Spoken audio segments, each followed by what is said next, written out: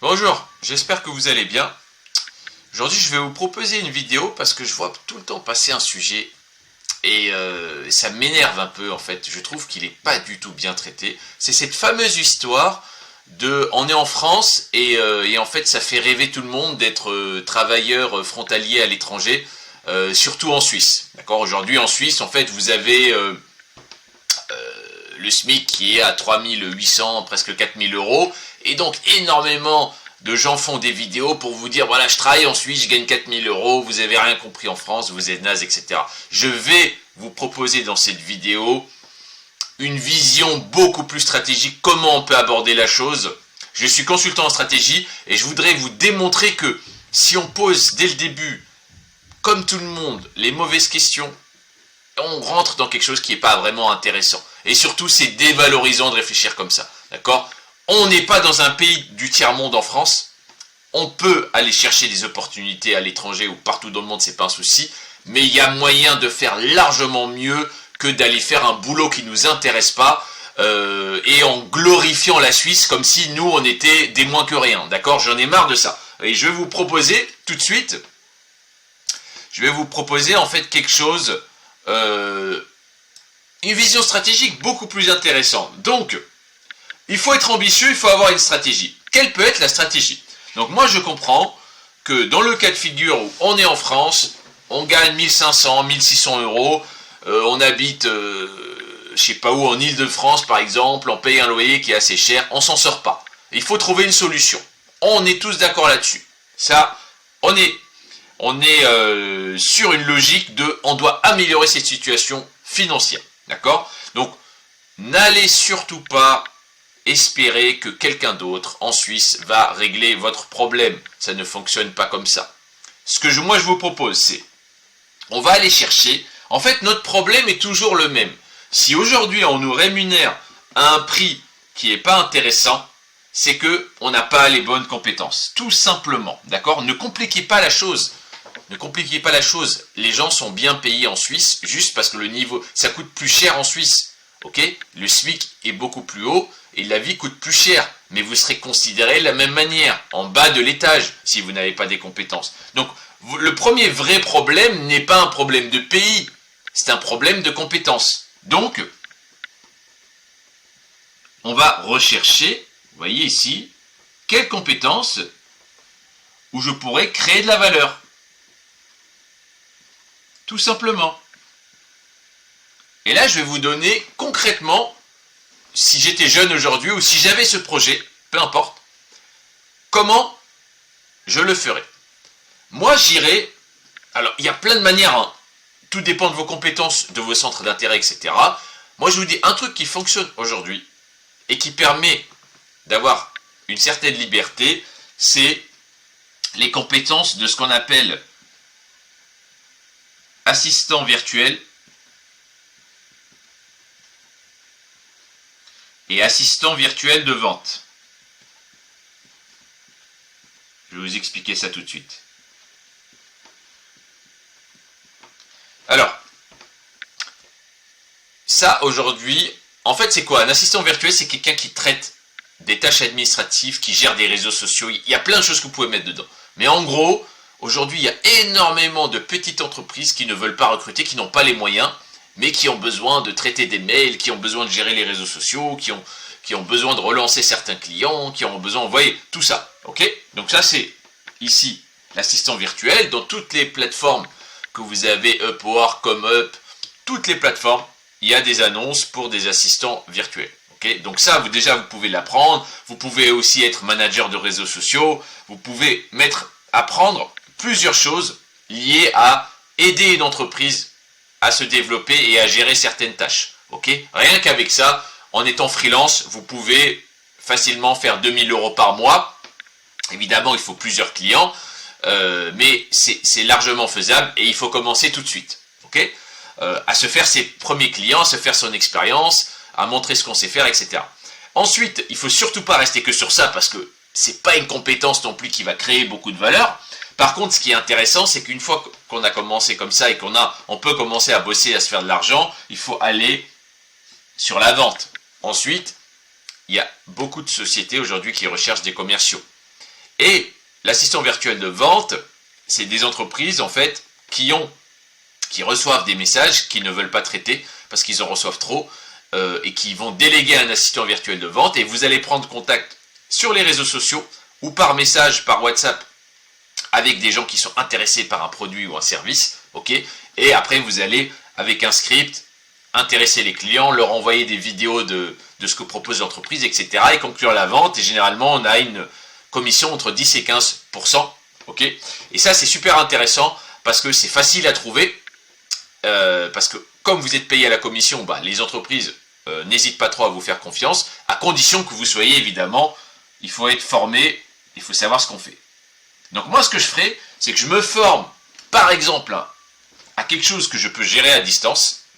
Il y a après vous pouvez être consultant de n'importe quoi et le gérer à distance, mais moi je serai parti sur quelque chose qui n'est pas trop compliqué. Imaginons que j'ai pas beaucoup de compétences, je suis pas vraiment un expert dans un domaine, j'apprends à être assistant virtuel, j'apprends à être assistant virtuel de vente, je fais les deux pour avoir plusieurs cordes à mon arc, et je démarche je m'inscris sur toutes les plateformes, je regarde les annonces LinkedIn, je regarde un peu partout, il y a de la demande, et je commence à trouver, ok. Et je commence en France, je commence tout de suite là, à me faire un autre revenu. Alors, je peux être étudiant à côté, je peux avoir un travail, et là je prépare mon projet pour me dire, je veux aller à l'étranger, je vais vivre une expérience, ok.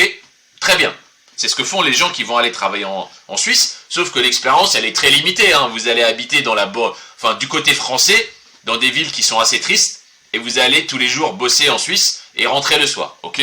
Bon, moi je veux vivre une autre expérience, quitte à aller à l'étranger, je veux vivre une vraie expérience, mais moi je veux pas commencer à chercher du boulot, donc je vais en France utiliser mon temps pour acquérir des compétences, pour pouvoir avoir un travail à distance, d'accord, et pour gagner plus, je ne vais pas demander un CDI ou quoi que ce soit, de toute façon je vais être à l'étranger, je m'en fous, je vais me mettre en freelance. Vous avez compris? Donc, une piste, je vous dis, qui fonctionne, qui est demandée aujourd'hui, c'est tout ce qui est ça, assistant virtuel de vente. Je fais ça, j'apprends à le faire, boum. Très bien, ok. Ça, c'est la première étape. Je commence à avoir des clients, et dès que j'ai mes clients, que ça commence à fonctionner, je dis, maintenant, je peux aller à l'étranger. Et là, au lieu d'aller en Suisse, par exemple, là, on prend cet exemple de Suisse, au lieu d'aller en Suisse pour faire un travail qui ne m'intéresse pas, je pars du principe que les gens vont là-bas que pour l'argent. Je trouve que c'est dégradant. Je ne veux pas, je veux continuer à apprendre des compétences qui vont me permettre d'évoluer, ok. J'ai pas envie d'être dans un job qui me fait pas avancer. C'est ma vision des choses, c'est ma stratégie. Donc en deux, maintenant qu'est-ce que j'ai? J'ai, on va dire, un job en freelance à distance. Normalement, ça devrait vous rapporter entre 2005 et 3000 par mois. Ok. En étant freelance, l'entreprise ne paye aucune charge, donc c'est très facile d'obtenir ces niveaux-là. Comme vous êtes à l'étranger, vous pouvez négocier, vous expliquer au fisc, vous pouvez même vous mettre en auto-entrepreneur pour démarrer, on s'en fout, de toute façon c'est juste pour tester, et après vous dites, voilà, moi je vais à l'étranger plus de 6 mois, normalement vous ne payez pas d'impôts, ok. Elle fait courte. Et donc maintenant, une fois que j'ai ça, je vais à l'étranger. Parce qu'on est d'accord que ce qu'on veut, c'est vivre une aventure, aller à l'étranger, et ce que je comprends des frontaliers, des gens qui vont en Suisse pour faire n'importe quel boulot juste pour gagner de l'argent, on veut aussi faire des économies. D'accord? On va économiser de l'argent. C'est pas pour le plaisir qu'on va aller faire un travail qui ne nous intéresse pas. C'est pour l'argent. Et derrière l'argent, c'est quoi? Je suppose que l'objectif, c'est pas de le claquer, c'est d'aller faire des économies, de se faire de l'épargne. Ok? Bon, très bien. Sauf que moi, ce que je propose, c'est qu'une fois que j'ai mon job de freelance à distance sur des compétences qui vont déjà me faire avancer, où je vais apprendre des choses, je suis indépendant, d'accord? Je peux aller bosser n'importe où dans le monde, moi j'irai dans un pays, en fait, comme la Thaïlande, comme la Turquie, après vous avez quoi? Vous avez le Mexique, enfin, voilà. Des pays où ça coûte pas cher du tout, ok? Ou avec entre 700 et 1000 euros par mois, vous vivez super bien. Enfin, vous vivez, quoi. Hein. L'idée, c'est pas on va pas acheter des voitures. On vit au soleil, on vit bien. Un loyer, ça coûte, en Thaïlande, ça coûte 200, 300 euros. Vous avez un petit appart en bord de mer. En Turquie, selon les villes, vous pouvez avoir ça entre 300 et 400 euros. La nourriture, ça coûte pas cher. Vous êtes bien, d'accord? Et donc, vous allez pouvoir faire exactement les mêmes économies, voire plus, que quelqu'un qui gagne 4000 euros à la frontière suisse, qui va payer des impôts en France, parce qu'il vit en France, donc il va payer sur les 4000, il va payer des impôts. Hein. Ça, c'est clair et net. Et ensuite, il va devoir payer un loyer qui est quand même 800, 900 euros, plus tout le coût de la vie. Donc en fait, je pense que vous allez même économiser beaucoup plus en gagnant moins. Et à la fin, vous allez pouvoir mettre de côté autour, si vous vous débrouillez bien, de 2000 par mois. Ok? Et en fait, vous serez au soleil, dans une vraie aventure, parce que l'objectif de s'expatrier, c'est de vivre quand même quelque chose, hein. C'est pas d'habiter dans la banlieue triste du mauvais côté de la frontière, c'est de vivre quelque chose, de se remettre, de sortir de sa zone de confort, de découvrir une autre culture, une autre manière de faire, et en fait de progresser. D'accord? Super. Et ensuite en 3, une fois que j'ai fait ça, j'ai été pendant 1 an, 2 ans, j'ai mis de l'argent de côté, j'ai fait ce que j'avais à faire sur mon côté épargne. Bah, maintenant je vais finir là-dessus. Si c'est la Suisse qui vous intéresse, parce qu'il y a de ça aussi, vous voyez, si c'est le lifestyle suisse, qui est, sur le papier, super intéressant, un pays plus propre, plus sûr, les montagnes, le niveau de vie plus élevé, etc. Mais un pays qui coûte cher. Il y a beaucoup de gens, en fait, ils rêvent de ça, et ils vont faire travail frontalier pendant des années, et comme ils n'apprennent rien au niveau des compétences, et que c'est pas évolutif, il n'y a pas d'évolution, ils ne pourront jamais avoir les moyens de vivre en Suisse. Donc en fait, moi je regarde leurs témoignages, ils sont en Suisse toute la journée, mais ils font que bosser dans des métiers qui les intéressent pas, et quand ils rentrent, ils se disent, ah ouais, du côté français, c'est pas la même chose, je suis pas content, etc. En fait, ils sont frustrés. Donc la stratégie est pas terrible. Moi, ce que je vous dis aujourd'hui, si c'est la Suisse qui vous intéresse et qui vous fait rêver, il faut une stratégie. On veut le lifestyle suisse. On n'est pas plus bête que les Suisses. D'accord? Il faut arrêter de se mettre en dessous d'eux.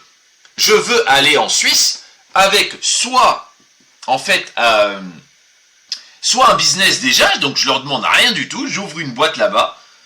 Par exemple, hein, j'ai mon travail à distance, parce qu'après, une fois que ça évolue, l'idée que vous devez vous dire, c'est quand vous commencez à devenir bon en termes d'assistant virtuel de vente, quand vous commencez à devenir un bon commercial, là vous commencez et vous avez des bons clients qui vont vendre, par exemple, des produits qui coûtent plus cher, hein, je sais pas, des prestations ou des formations vraiment haut de gamme, avec quelqu'un qui bosse bien, ça va coûter 3, 4, 5 000 euros, vous allez toucher à chaque fois 400, 500, 600 euros, bah, quand vous allez tourner, vous allez pouvoir, à un moment, en étant un bon commercial, espérer faire entre 6 et 8 cas par mois, d'accord? Facilement. En étant un DEP, c'est faisable, avec un peu d'expérience, toujours pareil, il faut être bon, ok? On part de ce principe-là. En tout cas, c'est possible, parce qu'on est sur un métier, on est sur des compétences qui sont évolutives, on se fait un réseau, on devient meilleur, on peut avancer.